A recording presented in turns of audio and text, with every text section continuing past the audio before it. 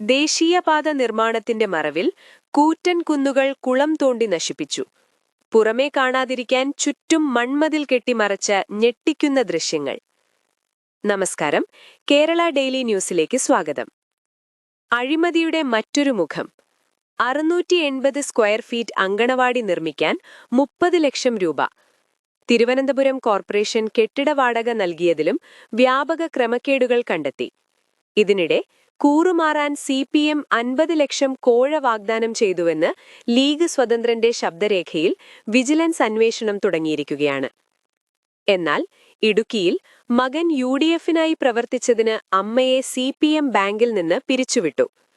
ശൂരനാട്ടെ CPM വിമത CPI തർക്കം കൊടിമരങ്ങൾ തകർത്തതോടെ തെരുവിലേക്ക് നീണ്ടു. എലത്തൂരിൽ AK ശശീന്ദ്രൻ മാറി നിൽക്കണമെന്ന് NCP ജില്ലാ നേതൃത്വം ആവശ്യപ്പെട്ടതും ശ്രദ്ധേയമായി. ആരോഗ്യവകുപ്പിൽ വീഴ്ച. 11 വയസ്സുകാരന് മരുന്നുമാറി കുത്തിവയ്പ് നൽകിയതിൽ അധികൃതർ മാപ്പു പറഞ്ഞു. ഹരിപ്പാട് ഡയാലിസിസ് മരണത്തിൽ അണുബാധ സ്ഥിരീകരിച്ചു. മാത്രമല്ല, പ്ലാസ്റ്റർ ഇട്ടയാളുടെ കാലിൽ 5 മാസത്തിനു ശേഷം ഫൈബർ ചില്ല് കണ്ടെത്തിയതും ഗുരുതര വീഴ്ചയാണ്. ദേശീയപാത നിർമ്മാണത്തിനിടെ വീണ്ടും അപകടം.